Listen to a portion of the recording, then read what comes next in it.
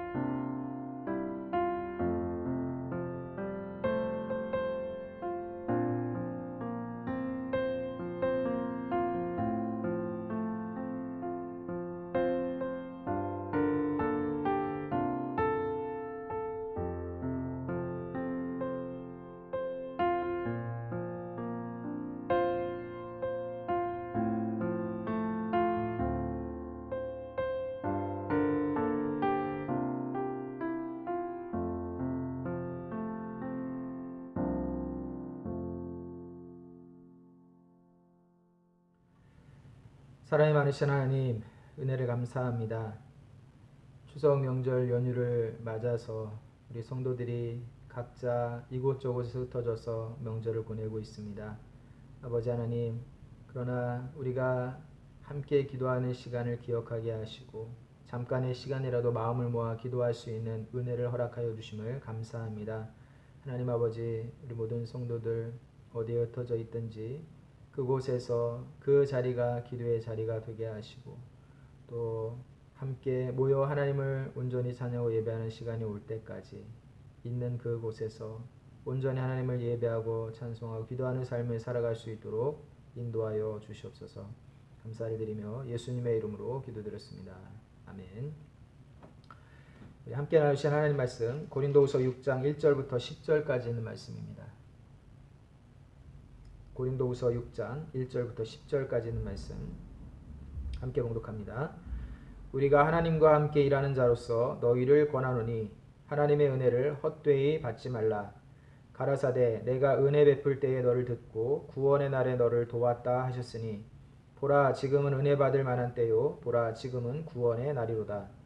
우리가 이 직책이 회방을 받지 않게 하려고 무엇에든지 아무에게도 거리끼지 않게 하고 오직 모든 일에 하나님의 일꾼으로 자천하여 많이 견디는 것과 환난과 궁핍과 곤란과 매맞음과 갇힘과 요란한 것과 수고로움과 자지 못함과 먹지 못함과 깨끗함과 지식과 오래 참음과 자비함과 성령의 감화와 거짓이 없는 사랑과 진리의 말씀과 하나님의 능력 안에 있어 의의 병기로 좌우하고 영광과 욕됨으로 말미암으며 악한 이름과 아름다운 이름으로 말미암으며 속이는 자 같으나 참되고 무명한 자 같으나 유명한 자요 죽는 자 같으나 보라 우리가 살고 징계를 받는 자 같으나 죽임을 당하지 아니하고 근심하는 자 같으나 항상 기뻐하고 가난한 자 같으나 많은 사람을 부유하게 하고 아무것도 없는 자 같으나 모든 것을 가진 자로다. 아멘.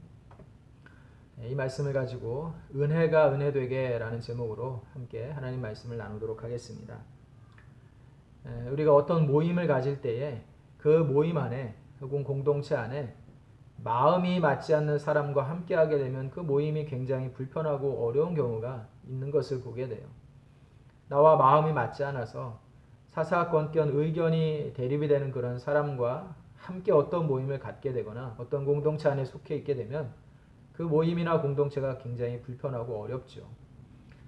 그런데 단지 마음이 맞지 않는 것 정도가 아니라 사사건건 시비를 걸고 또 나를 굉장히 괴롭히고 곤란하게 만드는 그러한 사람이 있다라고 하면 굉장히 어렵고 힘들 겁니다. 그런데 오늘 성경에 등장하고 있는 이 사도 바울에게는 가는 곳마다 이런 사람들이 항상 있었다라고 성경은 말씀을 하고 있어요. 사도 바울이 교회를 세우고 성도들을 말씀으로 가르치고 양육하고 또 섬기는 그 일들을 쭉 해오는 가운데 사도 바울과 성도들 사이에 혹은 사도 바울과 교회 사이에 끼어들어서 사도 바울을 굉장히 곤란하게 만들려고 했던 많은 사람들이 있었다는 것이죠. 그들 중에는 심지어 우리가 사도 바울을 죽이기 전까지는 먹지도 말자라고까지 결심을 하고 자기들끼리 결사대를 조직을 해서 사도 바울을 쫓아다녔던 그러한 유대인들도 있었다라고 성경은 말씀을 해주고 있어요. 오늘 고린도 교회 안에도 바로 이런 사람들이 있었다라고 이야기를 합니다.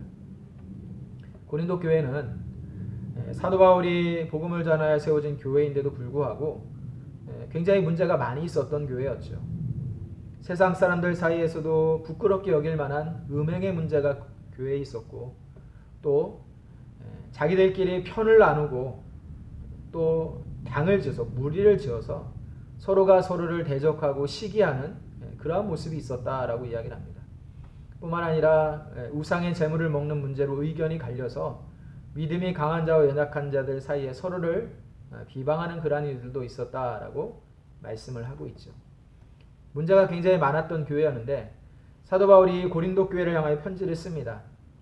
근데 첫 번째 편지를 써서 고린도 교회 안에 있었던 여러 가지 문제들, 불신앙의 문제들에 대하여서 구체적으로 지목을 하고 드러내서 이것들을 회개해라 라고 강한 어조로 편지를 쓰게 되죠. 첫 번째 쓰여진 이 편지를 통하여서 고린도 교회 성도들 중에 많은 사람들이 자기들의 불신앙을 회개하고 이 문제에서 돌이키게 됩니다. 교회 안에 있었던 상당 부분의 많은 문제들이 해결이 되었죠. 그런데 그들 중에는 여전히 소수의 사람들이 사도 바울의 이 편지와 권면을 받아들이지 않고 여전히 사도 바울을 거부하고 있었던 일단의 사람들이 있었다는 겁니다. 그리고 이 사람들 사이에서 거짓 교사들과 거짓 사도들이라 불리는 그러한 사람들이 사도 바울을 곤란하게 만들고 또 사도 바울을 굉장히 난처하게 만들려는 여러 가지 시도들을 했다는 거예요. 그 중에 하나가 무엇이냐? 바로 사도 바울이 과연 사도냐라고 하는 이 사도성에 대해서 계속해서 공격을 해온 거예요. 여러분, 성경의 사도라고 불림을 받은 사람들은 모두가 예수님과 공생의 시간들을 함께 보내며 예수님의 삶을 직접 보고 듣고 경험했던 사람들, 즉 예수님의 12 제자들을 사도라고 불렀어요. 그러니까 예수님을 곁에서 직접 보고 들은 사람들, 경험한 사람들, 예수님의 가르침을 직접 들었던 사람들, 예수님과 함께 동행하며 먹고 자고 함께 생활했던 사람들을 사도다 이렇게 불렀는데, 엄밀하게 말하면 바울은 사도가 아니죠. 바울은 사도가 아니에요. 바울은 예수님께서 죽고 난 이후에, 그 이후에 예수님을 전혀 보지도 못하고 만나보지도 못한 상태에서 복음의 사역을 시작했던 그러한 사람이었죠. 물론 사도 바울은 자기가 다메섹 도상으로 가는 그 여정 중에 하나님께서 자기를 돌이키게 하시려고 자기를 만나주셨고 그 중에서 예수 그리스도를 만났다라고 고백을 했습니다. 그리고 예수님께서 나를 만나주셨기 때문에 나는 사도다라고 늘 이야기를 하고 다녔다는 거죠. 그런데 사람들은 일반적인 사도의 의미를 사도 바울에게 갖다 대면서 당신은 사도가 아니야 라고 자꾸만 이 사도 바울의 사도성을 공격을 했다는 거죠. 여러분, 사도 바울이 편지를 쓸 때마다 예수 그리스도의 사도된 나 바울은 이라고 하는 표현을 자주 사용을 하고 있는데, 이렇게 자기가 예수 그리스도의 사도다라고 하는 것을 계속해서 강조하고 있었던 이유가 있었죠. 그것은 바울이 내가 12 제자들처럼 권위를 가진 예수님의 가르침을 직접 듣고 또 예수님과 함께 생활하고 그 삶을 목격했던 그런 권위를 가진 예수님의 제자다라고 하는 것을 내세우기 위해서 자기가 사도다라고 하는 것을 강조했던 것이 아니었죠. 사도 바울이 자기의 사도성을 계속해서 강조하고 있었던 이유는 하나님께서 사도 바울에게 사명을 주셔서 이방인들을 향하여 복음을 증거하라고 하신 그 사명을 감당하게 하실 때에 예수 그리스도께서 십자가 구속의 은혜로 말미암아 하나님의 구속의 은혜를 부어주셨다라고 하는 이 복음의 핵심을 전달하고 전파할 때에 사도 바울이 그 복음이 진실하다라고 하는 것을 뒷받침하기 위한 증거로서 자기의 사도성을 늘 강조를 해왔다는 것이죠. 사람들이 사도 바울을 공격을 하면서 저 사람은 사도가 아니야. 사도가 아닌데도 불구하고 사도라고 거짓말을 하고 다녀라고 하는 말로써 사도 바울을 신뢰할 수 없는 사람으로 만들어 버리게 되면 사도 바울이 전하고 있었던 복음도 역시 전혀 신뢰할 만한 것이 못 된다라고 하는 것으로 만들어 버리기 위해서 사도 바울을 공격함으로 사도 바울의 사역을 아무것도 아닌 것처럼 만들어 버리기 위한 시도로서 사도 바울의 사도성을 공격을 했다라고 이야기를 합니다. 그래서 고린도 교회 안에도 바로 이런 사람들이 있었다는 것이죠. 그래서 이 사람들이 사도 바울의 사도성을 공격해서 사도 바울이 전하여준 복음으로 세워진 이 고린도 교회가 사도 바울의 말대로 복음으로 든든하게 서는 것을 방해를 하고 인간적인 생각을 가지고 그 사이에 끼어들어서 자기들의 권위를 내세우고 자기들의 영향력을 키워서 교회를 마음대로 좌우하려고 했던 거짓 교사들과 이 거짓 사도들이 바로 사도 바울을 공격을 했다라고 이야기를 합니다. 그래서 사도 바울은 고린도 교회를 향하여 두 번에 걸쳐 편지를 쓰면서 고린도 교회의 성도들에게 강조를 하고 있죠. 하나님의 은혜는 절대로 헛된 것이 아니다라고 이야기를 하고 있습니다. 1절의 말씀에 보니까 우리가 하나님과 함께 일하는 자로서 너희를 권하노니 하나님의 은혜를 헛되이 받지 말라라고 권면을 합니다. 하나님의 은혜를 헛되이 받지 말라라고 권면을 하고 있어요. 여러분, 하나님의 은혜를 헛되이 받지 말라라고 하는 이 말은 바로 이 거짓 교사들과 관련되어서 권면하고 있는 말씀입니다. 사도 바울이 고린도 교회에 전하여준 복음의 핵심은 바로 예수 그리스도였죠. 십자가였습니다. 예수 그리스도의 십자가의 구속과 예수 그리스도의 십자가의 그 죽으심과 부활하심, 이것이 사도 바울이 전한 복음의 핵심이었는데 이것이 하나님께서 고린도 교회와 성도들 향하여 주신 은혜였습니다. 그런데 이 은혜를 거짓말로 교묘하게 바꾸고 비틀어서 이 은혜를 은혜로 만들지 못하게 하려는 거짓 가르침을 전하는 거짓 교사들과 사도들의 가르침이 있었다는 거예요. 오직 예수 그리스도를 믿음으로 말미암아 구원을 얻습니다. 인간의 행위와 노력과 열정과 열심으로는 어떤 것으로도 이룰 수 없는 그 구원의 은혜를 예수 그리스도의 십자가의 죽으심과 부활하심의 그 은혜를 믿는 믿음으로 말미암아 하나님께서 은혜로 우리에게 허락하셨습니다 라고 하는 이 사도 바울의 복음의 핵심, 이것이 하나님께서 고린도 교회와 성도들에게 주신 사도 바울을 통하여 주신 은혜인데 이 은혜를 헛되게 만들려는 사람들의 시도가 있었다는 거예요. 그 시도가 무엇이냐? 바로 거짓 교사들과 사도들의 가르침입니다. 그런데 이 가르침은 어떤 가르침이었냐? 유대교의 바탕을 둔 율법적인 신앙을 이 믿음 위에 더하는 거예요. 예수 그리스도의 구속의 그 은혜로 말미암아 십자가의 죽으심과 부활하심의 그 은혜로 말미암아 구원하셨다라고 하는 전적인 하나님의 은혜를 믿음으로 고백함으로 이것으로 하나님의 자녀가 되고 백성이 되고 구원의 은혜를 입는다라고 하는 이 복음의 핵심이 아니라 이것만으로는 부족하다. 믿음만으로는 부족하다. 어떻게 아무것도 안 할 수가 있느냐. 우리가 무엇인가 해야 된다. 그 무엇인가 해야 되는 것이 무엇이냐. 바로 율법에 기록되어 있는 여러 가지 계명들을 우리가 지키는 것이다. 이것을 지켜야만 우리의 구원의 은혜가 완전해질 수 있다라고 하는 복음의 무엇인가를 더한 것이었죠. 복음이 본질이라고 하면 복음의 본질 위에 본질적이지 않은 요소들을 자꾸만 더해서 덧붙여서 이것을 더하고 합쳐서 더해야만 합쳐야만 그래야만 구원이 완전해진다라고 하는 거짓 가르침을 가르치는 사람들이 있었다는 거죠. 그런데 이러한 가르침을 따르게 되면 은혜를 헛되이 받는 것이다 라고 말씀을 하고 있다는 겁니다. 여러분, 유대교에서는 철저하게 문자적인 율법과 계명을 준수하는 것을 얼마나 강조하는지 몰라요. 그래서 유대인들은 태어난 지 8일 정도가 되면 남자들이 할례를 받는 것을 당연하게 생각을 하게 되죠. 할례를 받는 것으로 인하여서 우리는 이 육신의 이 표시한 이 표시를 통하여서 하나님의 선택받은 백성이다. 하나님의 선택받은 백성, 선민이다. 거룩한 백성이다. 라고 하는 것을 육체의 표시를 함으로 인하여서 이것으로 구원받은 하나님의 백성의 증거로 삼으려고 하는 사람들이 바로 유대인들이었다는 거예요. 뿐만 아니라 어릴 때부터 모세오경, 토라라고 불리는 모세오경을 철저하게 읽고 암송하고 묵상하는 훈련을 쌓아갑니다. 뿐만 아니라 유대인들에게는 굉장히 중요한 정결 예식이라는 것이 있어요. 그들의 삶이 언제 어느 때에 부정한 것과 만나게 돼서 부정한 것과 닿게 돼서 그 삶이 그 몸이 부정하게 될 수 있게 되기 때문에 이 부정한 것을 정결하게 하기 위한 정결 예식이라고 하는 것을 굉장히 중요하게 여겼다는 것이죠. 그래서 이렇게 할례를 행하고 정결 예식들을 행하는 것, 이런 것들을 통하여서 우리가 구원받은 하나님의 백성으로서 더 거룩해지고 온전해지고 완전해질 수 있다라는 생각을 가지고 있었다는 겁니다.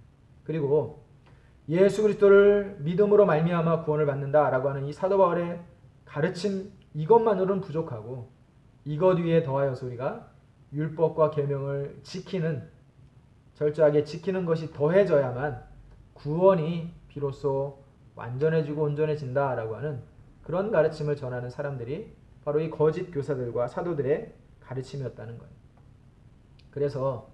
그래서 은혜가 헛되이 되지 않기 위하여서 사도 바울이 계속해서 강조하고 있는 것은 무엇이냐면 복음 외에 다른 것을, 본질적인 복음 외에 다른 것들을 더하지 말라는 거예요. 더 양념처럼 추가하고 더해가지고 복음을 변질시키고 복음을 마치 무언가를 더해야만 완전해지는 것처럼 불완전한 것으로 만들지 말라라고 고린도 교회 성도들에게 말씀을 하고 있는 것입니다. 여러분, 예수 그리스도를 믿는 그 믿음만으로는 부족한 것입니까? 오직 십자가의 그 구속의 은혜로 말미암아 우리가 구원을 받았다라고 하는 것을 믿는 이 믿음 하나만으로는 하나님 나라에 들어가기 위한 조건으로 부족한 것입니까? 아니죠. 사도 바울이 전한 복음의 핵심은 바로 이것이었어요. 믿음으로 충분하다는 거예요.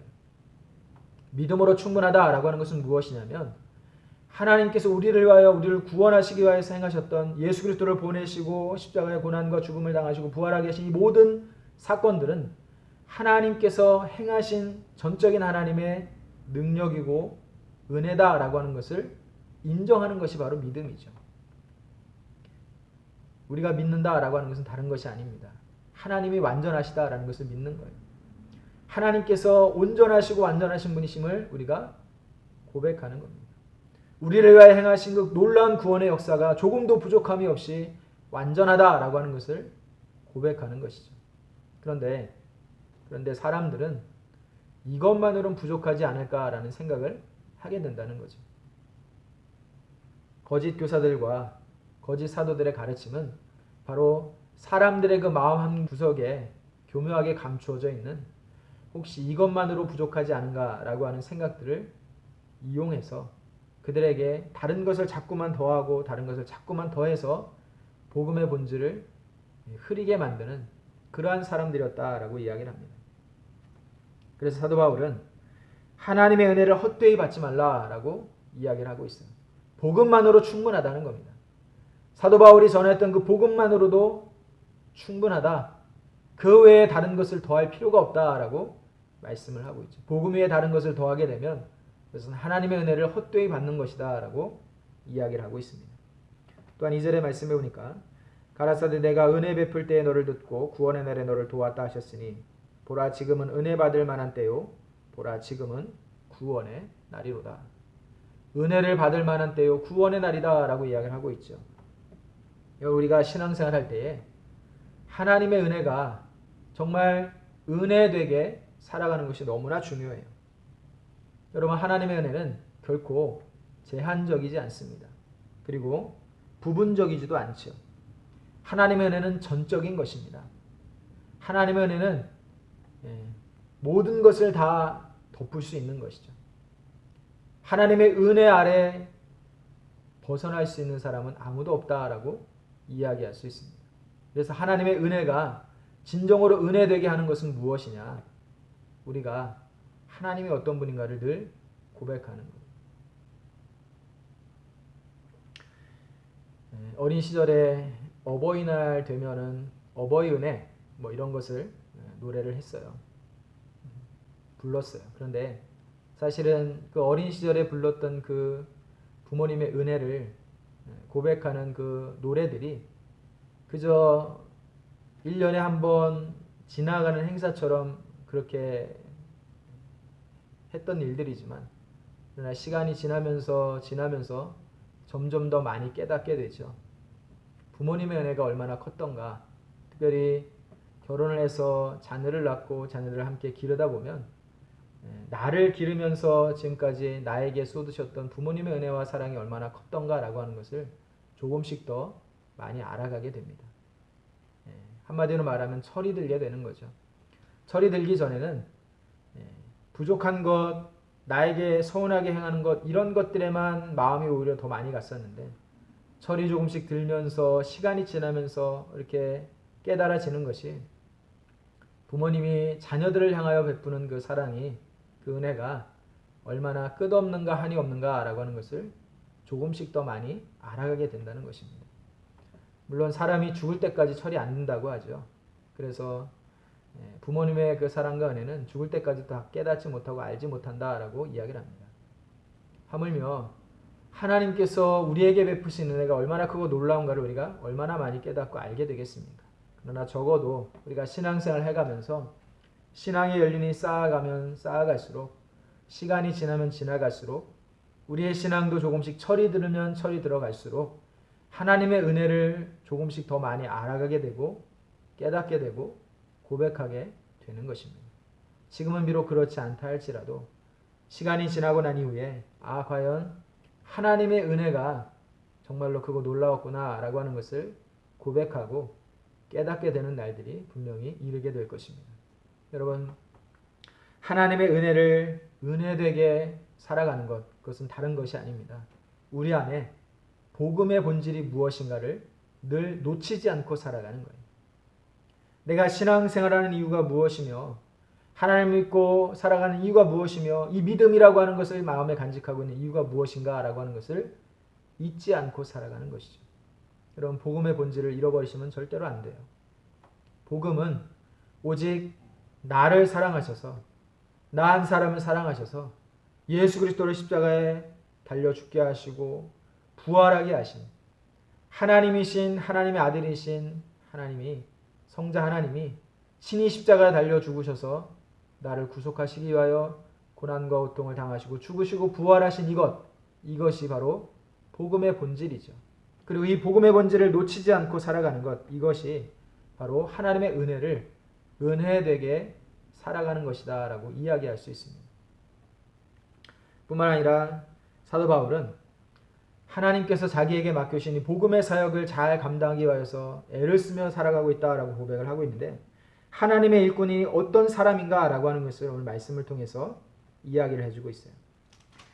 4절의 말씀에 보면 오직 모든 일에 하나님의 일꾼으로 자천하여 많이 견디는 것과 환난과 궁핍과 곤란과 5절에 매맞음과 갇힘과 요란한 것과 수고로움과 자지 못함과 먹지 못함과 사도 바울이 복음을 이방인들에게 전하기 위한 사도를 하나님이 부르셔서 그에게 사명을 맡겨주셨을 때부터 하나님의 일꾼으로 부름을 받은 그때부터 그리고 예수님을 직접 목격하지는 못했지만 그러나 다메섹 도상에서 예수님을 인격적으로 만난 이후에 내가 예수 그리스도를 만났노라 예수 그리스도의 그 흔적을 내 몸에 가졌노라 라고 고백을 하면서 스스로를 향하여 나는 사도다 라고 이야기를 하면서 하나님의 일꾼으로 살아가면서 살기 시작하면서 겪게 된 그 모든 일들을 이와 같이 표현을 하고 있어요. 많이 견디는 것과 사도 바울은 하나님의 일꾼으로 견디는 삶을 살아야 했다라고 이야기를 합니다. 무엇을 견뎌야 했습니까? 비난을 견뎌야 했어요. 조롱과 손가락질을 견뎌야 했습니다.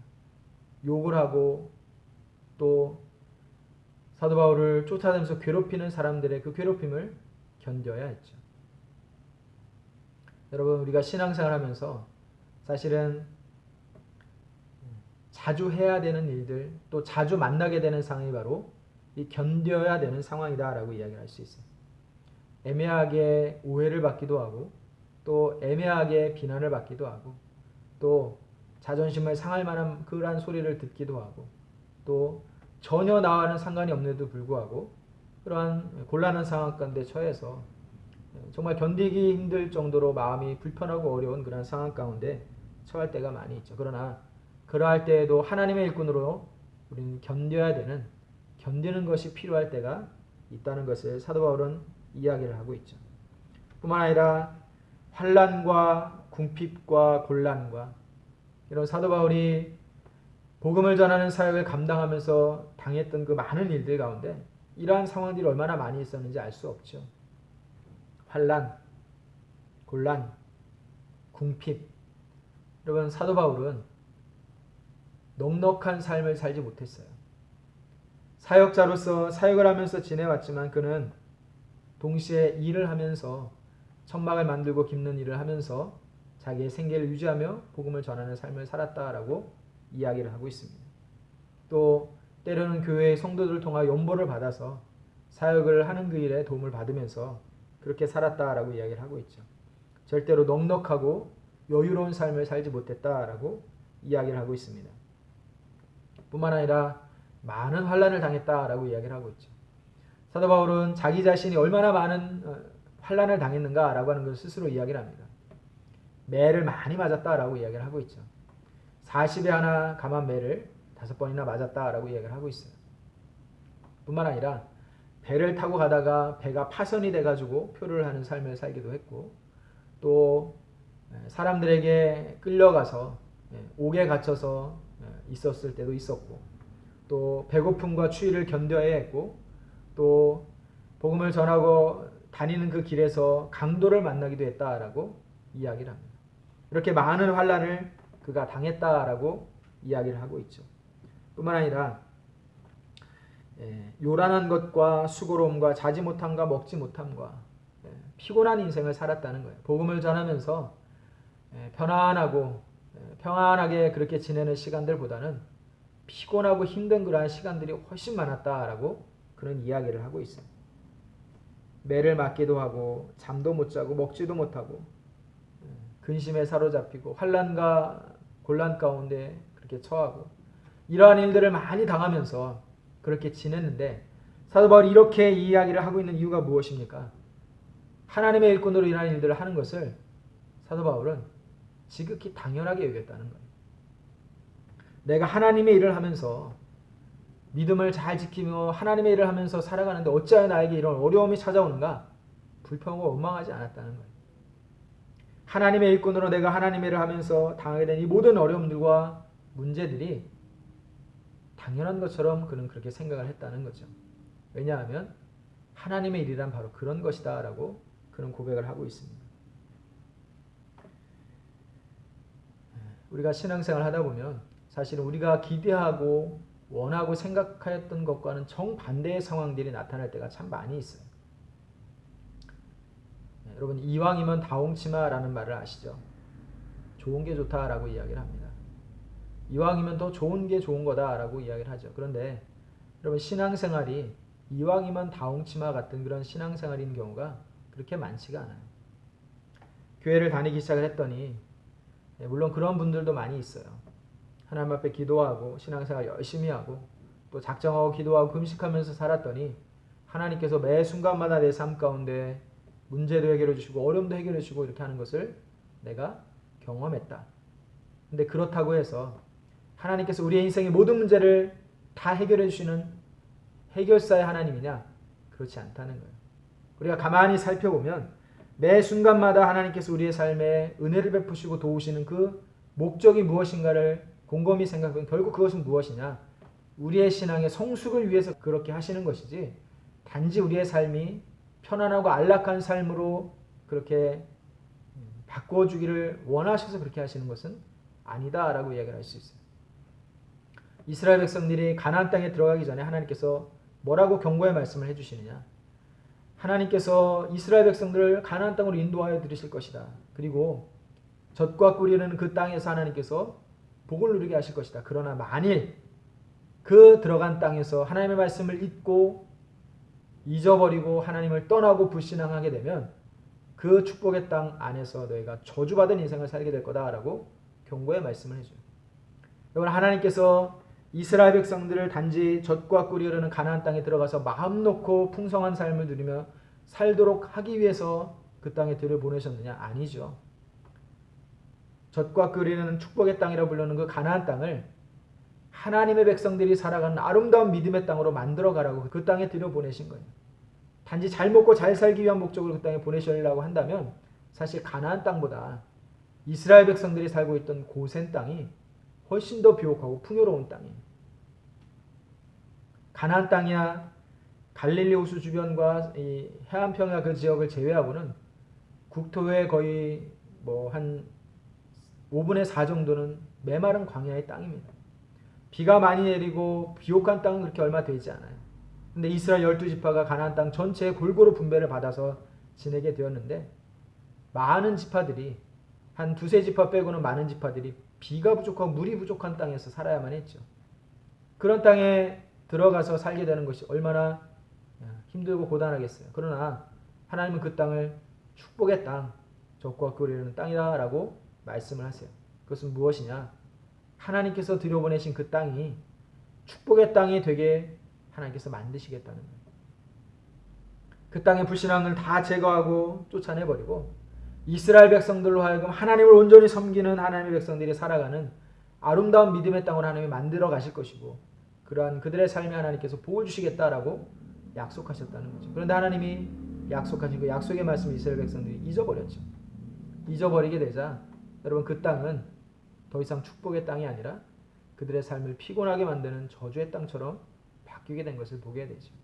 여러분 하나님께서 우리를 신앙생활을 하게 하시고 또 믿음 생활하게 하시는 그 이유가 무엇이냐? 하나님의 거룩한 백성으로 살아가도록 만드시기 위해서인 거예요. 단지 이 땅에서 돈 많이 벌고 출세하고 성공해서 잘 먹고 잘 사는 것이 우리의 신앙생활의 목적이다 한다면 사실은 교회를 다니는 것보다 전문 투자자를 찾아가가지고 재테크를 하는 것이 훨씬 더 빠릅니다. 부동산 투기하는 방법들을 잘 찾아가지고 땅을 잘 사고 건물을 잘 사고 팔고 하는 것들을 통해서 이익을 취하는 방법이 교회 나와서 신앙생활하고 헌금을 내는 것보다는 훨씬 더 빠른 방법이에요. 그러나 우리의 신앙의 목적은 그것이 아니죠. 하나님의 백성답게 살아가려고 신앙생활을 하는 거예요.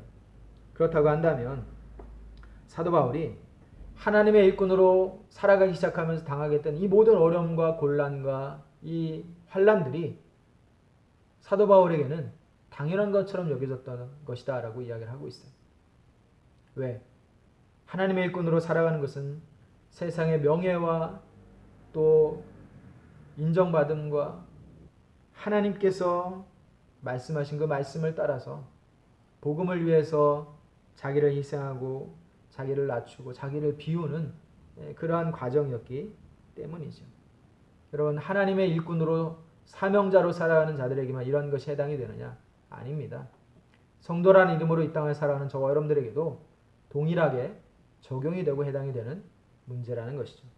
얼마든지 환난과 궁핍과 고난과 매맞음과 먹지 못함과 이러한 문제들 가운데 어떠한 것이라도 우리가 살아가면서 만날 수 있게 된다는 것입니다. 그러나 이것을 이상하게 여기는 것이 아니라 하나님의 백성으로 이 땅을 살아가는 자들에게 얼마든지 일어날 수 있는 당연한 일이다라고 여기는 것, 이것이 우리 안에 있어야 된다라고 이야기를 하고 있죠. 사도 바울은 이렇게 이야기를 하면서 자기 자신의 이 모습을 바라보는 두 가지 전혀 다른 관점에 대해서 이야기를 하고 있어요. 하나는 사도 바울을 바라보는 세상의 관점이라는 겁니다. 세상의 관점으로 사도 바울을 바라볼 때 사도 바울은 실패자예요. 세상에서 나고자 같은 인생을 사는 사람이에요. 쓸데없는 일에 목숨을 건 일을 하는 어리석은 사람이에요. 그래서 세상의 눈으로 볼 때에 사도 바울은 무명한 자다는 거죠. 또 죽는 자 같고 징계를 받는 자 같고 또 근심하는 자 같고 가난한 자와 같은 사람이 누구냐? 바로 사도 바울이다 라고 이야기를 해요. 사도 바울이 원래는 대단한 가문의 배경을 가진 사람이고 많은 학식이 있는 사람이고 많은 사람들에게 자기의 힘을 과시할 수 있는 권세를 가지고 있었던 사람이었죠. 그런데 그것을 다 배설물처럼 여기고 팽개쳐버리고 세상의 기준으로 볼 때는 참 어리석은 선택을 한 사람처럼 보여진다는 거죠. 그 유명해질 수 있는 기회를 다 팽개쳐버리고 사람들로부터 온갖 조롱과 비난을 듣는 그러한 자리에 내려가서 살아가는 참 어리석어 보이는 사람처럼 보인다는 겁니다. 뿐만 아니라 징계를 받는 자 같다라고 이야기를 하고 있죠. 툭하면 끌려가서 매를 맞고 툭하면 끌려가서 감옥에 갇히고 이러한 일을 당하는 사도 바울을 보면 죄 지어서 죄의 대가를 치르는 사람처럼 그렇게 보여진다는 겁니다. 뿐만 아니라 근심하는 자 같다라고 이야기를 해요. 여러분, 사도라는 이름으로 살기 전에 사울이라는 이름으로 살고 있을 때 사울은 부족함이 없는 사람이었어요. 먹고 마시고 입고 쓰고 사용하는 그 모든 것들에 부족함과 근심이 없는 사람이었죠. 그러나 사도 바울은 바울이라는 이름, 사도 바울이라는 이름을 가지고 살기 시작한 그때부터 먹고 마시는 것에 근심하고 염려하는 자리에 있을 수밖에 없었죠. 모든 것을 다 버려두고 집을 떠나서 가진 모든 것을 다 팽개치고 나와서 또 돌아다니면서 생활을 해야 됐기 때문에 오늘 하루 내가 천막을 만들고 천막을 깁는 일을 하지 않는다면, 수입이 없다면 내가 먹는 것에 어려움이 있을 수 있는 그런 상황을 만나며 사는 사람이었다는 것입니다. 뿐만 아니라 가난한 자 같다. 여러분, 사도 바울은 가진 것이 아무것도 없었어요. 그나마 있었던 명성도 다 없어져 버리고 지식도 학식도 대단히 뛰어난 사람이었지만 그러나 복음을 전할 때 그 지식과 학식을 전혀 드러내지 않고 오직 복음만을 증거하고 살았던 사람이었기 때문에 미련한 사람처럼 보였다는 거예요. 가진 것도 아무것도 없는 가난한 자처럼 그렇게 사도 바울의 삶이 보여졌다는 거죠. 그런데 이것이 사도 바울을 바라보는 세상의 관점이었다라고 한다면, 그러나 하나님의 관점은 전혀 달랐다라고 말씀을 하고 있죠. 세상의 관점에 사도 바울은 무명한 자 같았으나 그러나 하나님이 보시기에 사도 바울은 하나님께 인정받는 유명한 사람이었다는 거예요. 뿐만 아니라 징계를 받는 자 같으나 어려움을 당하고 환난을 당하고 매를 맞고 감옥에 갇히고 매 맞아서 죽은 사람처럼 되어서 사람들이 시체인 줄 알고 거적대게 둘둘 말아갖고 성 밖에 던져버리기도 하고 이런 상황에 처했는데, 그러한 상황 가운데 있을 때 하나님께서 징계를 받는 자 같으나 죽임을 당하지 않고 그의 생명을 하나님께서 보호하시고 안전하게 지켜주셨다라고 그는 고백을 하고 있죠. 근심하는 자 같으나, 그러나 세상 사람으로 볼 때는 근심할 수밖에 없는 상황 가운데 처해 있는 사람인 것처럼 보였지만 그러나 사도 바울은 기뻐하는 자였다라고 이야기를 합니다. 그 안에 있는 복음으로 말미암아 기뻐하고 하나님의 은혜를 고백하는 그 순간 하나님께서 자기를 얼마나 사랑하시는가를 깨달았기 때문에 기뻐하고 즐거워하고 감사할 줄 아는 사람이었다라고 이야기를 하고 있습니다. 뿐만 아니라 가난한 자 같으나, 여러분 가난했죠. 아무것도 가진 것이 없는 사람이었습니다. 그러나 세상의 기준으로 볼 때 사도 바울은 가난한 사람이었지만 그러나 하나님의 기준으로 볼 때 사도 바울은 많은 사람을 부유하게 하는 사람이었다라고 이야기를 합니다. 돈이 없어서 가난한 사람이 아니었다는 거죠. 사도 바울에게는 많은 사람을 부유하게 만들 복음이 그 안에 충만하게 있었다라고 이야기를 합니다. 돈이 없어서 가난할지언정 그 마음은 복음으로 말미암아 늘 부자로 살았던 사람, 이 사람이 바로 사도 바울이었다라고 이야기합니다. 자기뿐만 아니라 이 복음을 끊임없이 전하고 나누어 줌으로 말미암아 많은 사람들을 참된 부유함으로 이끄는 그러한 부유하게 만드는 사람이 바로 사도 바울이었다라고 이야기를 합니다. 아무것도 없는 자 같으나, 아무것도 가진 것이 없는 보잘것없는 인생인 것처럼 보였으나 그러나 모든 것을 가진 자, 하나님을 그 안에 품고 있었으니, 온 세상의 주인이신 하나님이 그 안에 있었으니 사도 바울은 모든 것을 가진 자였다라고 성경은 말씀을 해주고 있죠. 여러분, 사도 바울은 바로 이런 사람이었다라고 얘기를 하면서 이것이 사도 바울에게만 해당이 되는 것이냐? 아니다. 이것은 지금 이 편지의 말씀을 듣고 있는, 사도 바울의 복음을 듣고 있는 고린도교회 모든 성도들에게도 동일하게 해당이 되는 것이고, 오늘날 이 시간 이 말씀을 함께 묵상하는 우리 모든 성도들에게도 동일하게 해당이 된다는 것입니다.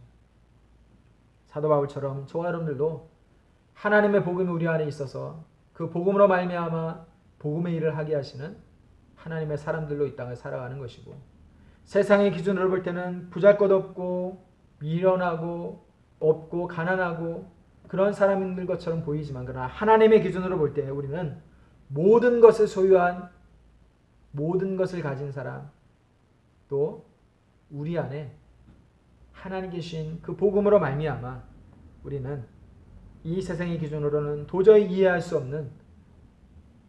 없고 알 수 없는 차원이 다른 삶을 살아가는 그러한 사람들이다라고 오늘 성경은 우리들에게 말씀을 해주고 있죠. 여러분, 우리가 이 세상을 살아가면서 앞으로 만나게 되는 여러 가지 많은 일들이 우리를 힘들고 어렵게 만들 때가 분명히 있을 겁니다. 그러나 그러한 가운데에서도 하나님께서 우리 안에 두신 그 복음으로 말미암아, 이 복음으로 말미암아 우리는 늘 부요함을 누리는 사람들이 되어야 할 것이고, 또 세상의 기준으로 볼 때는 많이 가지지 못했을지라도, 소유한 것이 부족할지라도, 이름이 보잘것없는 사람인 것처럼 느껴질지라도, 그러나 온 세상의 주인이신 하나님이 우리 안에 계심으로 말미암아 우리는 모든 것을 소유한 사람인 것을 잊지 않고 살아가는 우리에게 모든 성도들이 될 수 있기를 주님의 이름으로 축복합니다. 사랑이 많으신 하나님 은혜를 감사합니다. 아버지 하나님, 오늘 이 말씀을 통하여서 복음이 우리 안에 있음으로 말미암아 은혜가 은혜되는 신앙생활을 해나갈 수 있도록 인도해 주시기를 원합니다. 복음 외에 그 어떤 것도 더하거나 빼지 않는, 오직 복음으로 모든 것을 충만하게 하는 그런 삶을 살아갈 수 있도록 인도하여 주시옵소서. 뿐만 아니라 우리가 이 세상을 살아가면서 세상의 기준으로 볼 때에는 부족하고 연약한 모습으로 살아갈지라도, 그러나 하나님의 기준으로 볼 때는 모든 것을 소유하고 넉넉하게 살아가는 믿음의 사람들인 것을 잊지 않고 살아갈 수 있도록 인도하여 주시기를 원하며, 신앙생활 해나가면서 당하게 되는 어려움과 문제와 환난과 궁핍과 이 모든 상황들을 잘 견디며 이겨내며 오직 하나님의 은혜로 말미암아 감사하고 만족하는 삶을 살아갈 수 있는 우리의 모든 성도들 될 수 있도록 은혜 허락하여 주시옵소서. 감사를 드리며 예수님의 이름으로 기도드렸습니다. 아멘. 우리 시간 다 같이 함께 기도하도록 하겠습니다. 먼저 우리 엘림의 모든 성도들 추석 명절 연휴를 지내면서 단 한 사람도 아프거나 또 병들지 않고 또 건강 잃지 않도록 하나님께서 안전하게 지키시고 보호하시고 또 오가는 발걸음을 하나님이 동행하여 주셔서 안전하게 하여 주시옵소서. 함께 기도하시기를 바랍니다. 그리고 일가 친척들을 만나든지 또 누구를 만나든지 만나는 그곳에서 우리 모든 성도들이 예수 믿는 자답게 말하고 행동하며 그리스도의 향기를 나타낼 수 있는 믿음의 모습을 보일 수 있도록 위해서 기도하시기를 바랍니다. 그리고 우리들을 통하여서 믿지 않는 가족들과 일가 친척들이 하나님을 알게 되는 은혜가 있게 하여 주시옵소서. 함께 다시 한번 기도하도록 하겠습니다. 사랑의 많으신 하나님 은혜를 감사합니다. 아버지 하나님, 하나님께서 함께 하시고 은혜를 베풀어 주셔서 아버지 하나님 추석 명절 연휴를 지내면서 우리 모든 성도들이 믿음으로 살아갈 수 있도록 은혜 허락하시고 인도하여 주시기를 원합니다. 주여 함께 하시고 역사하여 주셔서 하나님 아버지, 우리의 삶이 아버지 하나님 앞에서 복음이 충만한 삶을 살아갈 수 있도록 인도하여 주시옵소서. 아버지 하나님, 우리가 명절을 지내며 일가 친척들을 만나는 그 자리에서 예수 믿는 자다운 삶의 모습을 보일 수 있도록 인도하여 주시고 그리스도의 향기를 나타낼 수 있도록 인도하여 주시기를 원합니다. 믿지 않는 일가 친척들 혹은 가족들 가운데 우리를 통하여서 하나님을 알게 되는 은혜가 있게 하여 주시옵소서. 그래서 아버지 하나님께서 우리 성도들이 명절을 지내면서 하나님 있는 믿음의 사람들의 모습이 어떠한 모습인가를, 선한 모습을 많은 사람들에게 보여줄 수 있고 나타낼 수 있도록 도와주시고 함께하여 주시기를 원합니다. 명절을 지내기 위해서 이곳저곳을 왕래하는 발걸음 가운데 하나님 함께하시고 은혜를 베풀어 주시옵소서. 아버지 하나님께서 도우셔서 안전하게 하시고 또 건강에 잃지 않도록 하나님께서 꼭 붙들어주시고 건강을 지켜주시기를 원합니다. 어린아이들부터 노년에는 모든 성도들까지 어디에 있든지 어디에 흩어져 있든지 늘 하나님께서 안전하게 지키시고 보호하시는 은혜의 날개 아래 지낼 수 있도록 인도하여 주시고 아버지 하나님 모든 성도들이 건강한 모습으로 다시 볼 수 있도록 함께 하시고 인도하여 주시옵소서. 감사합니다. 축복합니다. 이어서 한 번 더 기도하겠습니다. 나라와 민족을 위해서 함께 기도하시기를 바랍니다.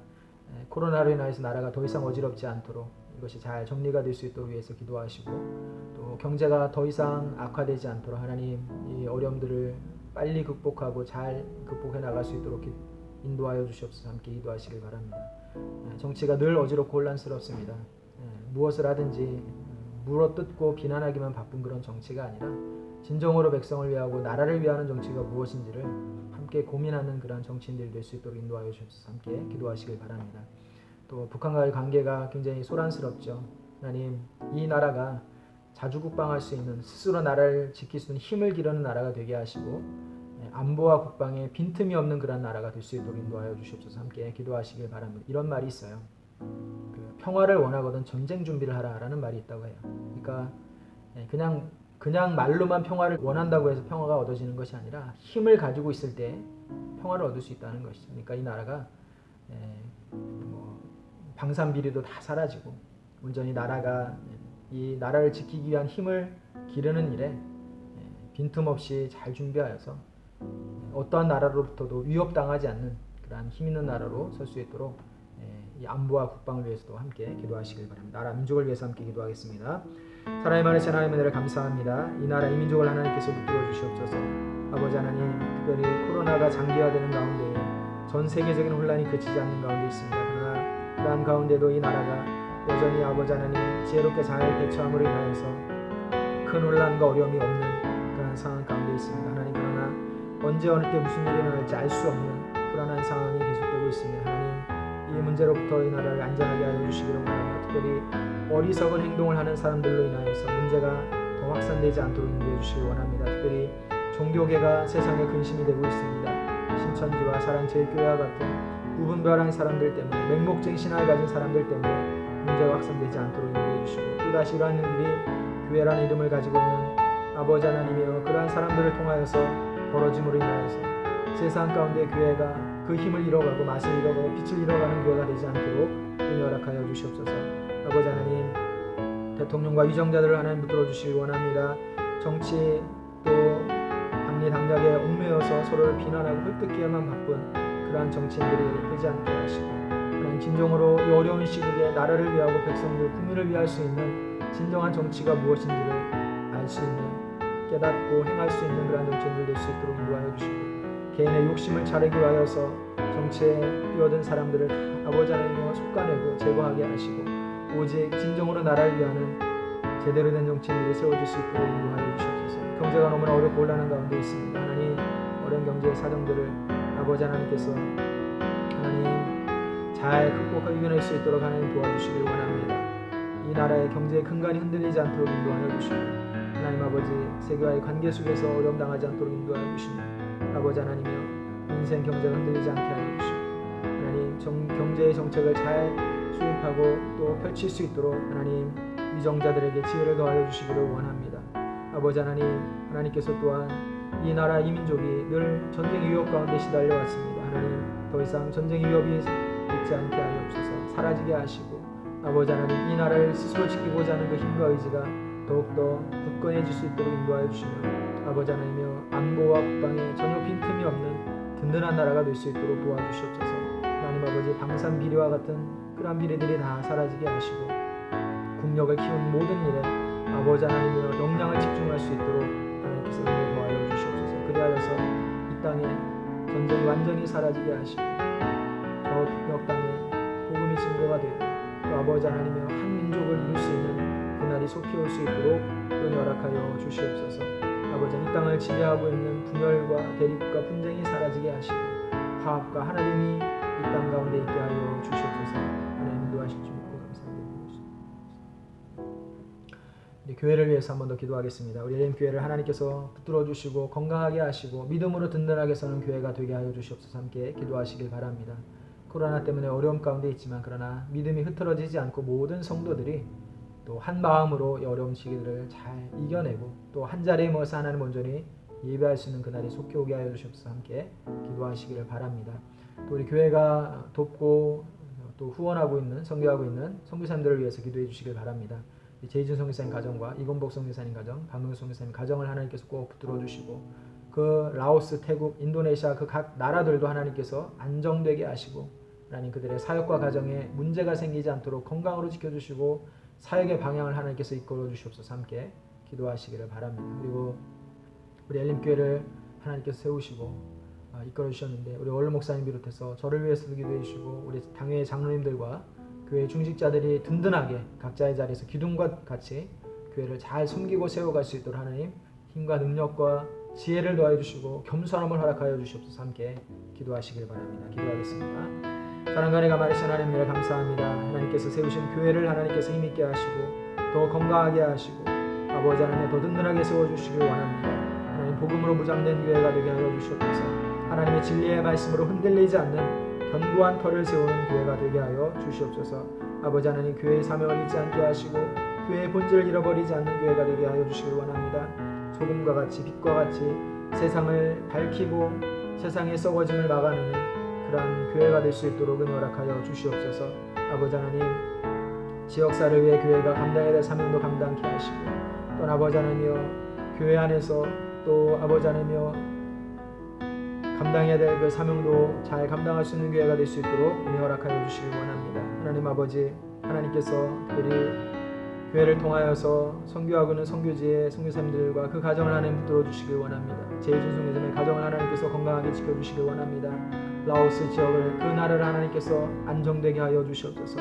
코로나로부터 혼란하지 않도록 인도해 주시고 그들의 가정과 사역이 하나님께서 늘 은혜를 베풀어 주시고 온 가족 식구를 건강으로 지켜주시기를 원하며 계획하는 모든 일들을 통하여서 그 사역을 통해서 많은 영혼들 하나님께로 돌아오게 하는 귀한 사역 감당할 수 있도록 인도해 주시기 원합니다. 태국과 또한 아버지 하나님 이건복 성삼의 가정을 붙들어 주시옵소서. 하나님 아버지 동남아시아 지역이 아버지 하나님이여 의료시설이 낙후가 되어 있어서 코로나로 인하여서 무방비 상태로 어려움을 당하기가 쉬운 그러한 지역입니다. 하나님 성삼대의 가정을 붙들어 주시고 아버지 하나님이여 또한 우리 이건복 성삼의 가정과 그 사역에 하나님 함께 하시고 은혜 베풀어 주시기 원합니다. 하나님 아버지 특별히 불교가 국교인 태국에서 아버지 하나님이여 종교 문제로 인해서 어려움을 당하고 또 핍박을 당하고 환난을 당하는 일들이 생기지 않도록 인도해 주시고 지혜롭게 아버지 현재의 사람들과 잘 어울려서 그들의 삶 가운데 복음을 온전히 증거할 수 있도록 은혜와 허락하여 주시옵소서. 아버지 하나님 인도네시아에 아버지를 사역하는 광명성삼의 가정을 하나님 붙들어 주시길 원합니다.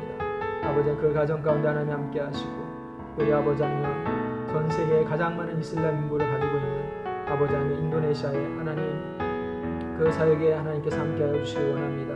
특별히 잦은 테러로부터 교회가 어려움을 당하는 일들이 많이 있는데 하나님 아버지 안전하게 지켜주시기 원하며 그 생명을 하나님께서 생명사계 가운데 안전하게 보호하시고 지켜주시기를 원합니다.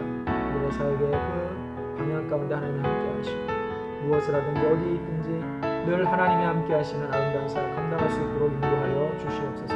아버지 하나님께서 우리 엘림교회를 사랑하여 주셔서 지금까지 인도하여 주시며 감사합니다. 교회 안에 늘 평안함을 허락하여 주시옵소서. 아버지 하나님 모든 성들의 삶을 평강으로 지켜주시옵소서.